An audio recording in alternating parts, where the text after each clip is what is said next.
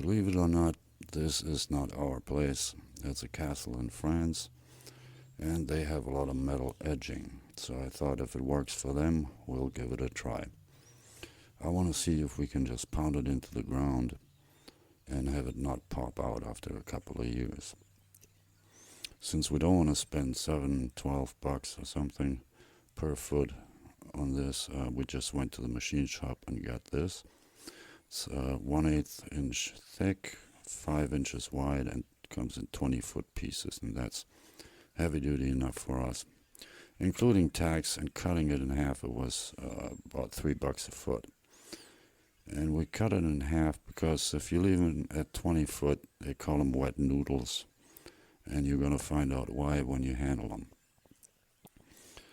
This is our rose garden, and you can see the paint didn't do well because we used spray paint and then switched to using a roller, which is cheaper anyways, and it worked great. So we're going to have to repaint these at some point. They don't really rust that quick. So here we're going to put that new flower bed.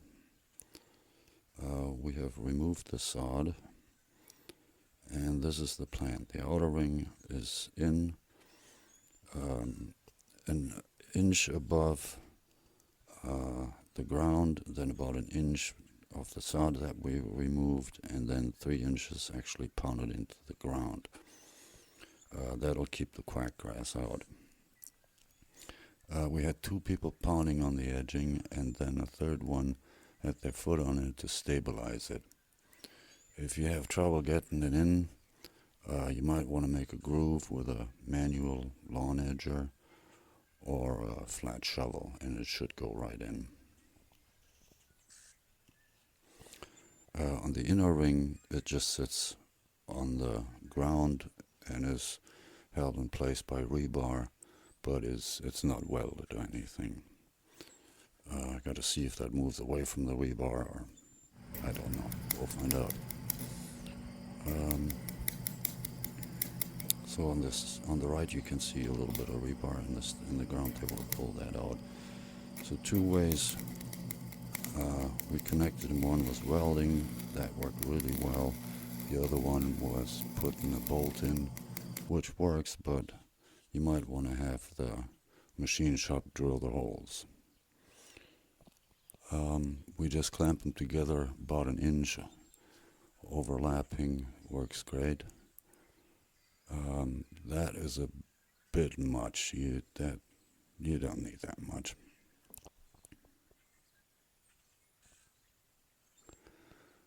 So almost ready. I think one more weld, and we're ready to get some plants and get this flower bed started.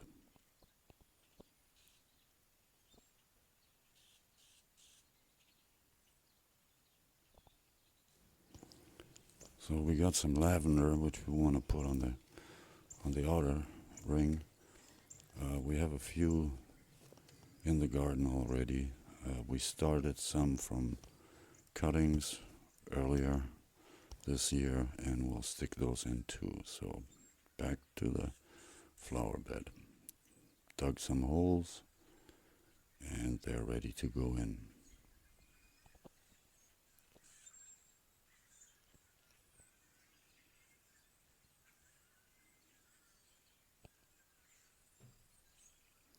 And the sticks that are holding them, it was a windy day, so we didn't want them flopping around. And here you can see where we actually have a new plant coming off of the big one, and we'll just snip that off and plant it.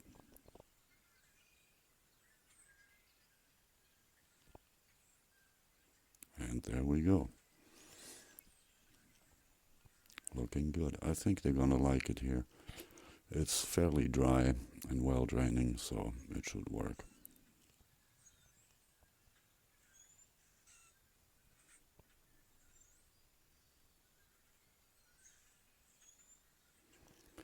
These are the cuttings we started earlier this year.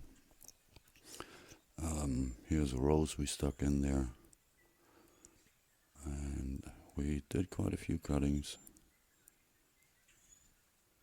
We have some more which we're going to grow in containers just in case any of these die over the next winter. They're still pretty small, and this is September, I think. And up here, behind the cat, there is another one we got off of the big ones we transplanted. So there's another bonus.